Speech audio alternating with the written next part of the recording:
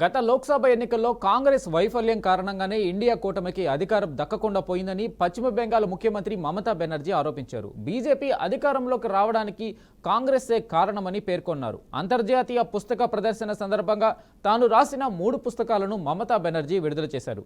ఇందులో 2024 లోక్సభ ఎన్నికల ఫలితాలపై లోతైన విశ్లేషణ చేశారు. బీజేపీ గెలుపునకు కాంగ్రెస్ కారణమని అందులో పేర్కొన్నారు. కేంద్రంలోని ఎన్డీఏ ఓటమి లక్ష్యంగా ప్రతిపక్షాలన్నీ ఓ కూటమిగా ఏర్పడ్డాయని, అన్ని కార్యక్రమాలను ఉమ్మడిగా ముందుకు తీసుకువెళ్లామని అందులో పేర్కొన్నారు. కానీ నాయకత్వం కోసం కూటమిలోని అభ్యర్థులు పరస్పరం పోటీకి దిగారని రాసుకొచ్చారు. తృణమూల్ కాంగ్రెస్ సాయశక్తులా పనిచేసినప్పటికీ కాంగ్రెస్ వైఫల్యం కారణంగా ఇండియా కూటమికి గెలుపు దక్కకుండా పోయిందన్నారు. లోక్సభ ఎన్నికల్లో కాంగ్రెస్ పార్టీకి ఎక్కువ సీట్లు రావడానికి కూడా మిత్రపక్షాలే కారణమన్నారు. ఇండియా కూటమికి కూడా ఎక్కువగా మద్దతు రావడానికి తృణమూల్ కాంగ్రెస్ కారణమన్నారు. బెంగాల్లో తమ ప్రభుత్వం చేపట్టిన పలు అభివృద్ధి కార్యక్రమాల ఫలితంగా ప్రజా మద్దతు లభించిందన్నారు. బెంగాల్లో సిపిఎం నేతృత్వంలోని వామపక్షాలతో కాంగ్రెస్ సీట్ల పంపకాల ఒప్పందం చేసుకుందని, తమ పార్టీకి వ్యతిరేకంగా తీవ్రంగా పనిచేసిందన్నారు.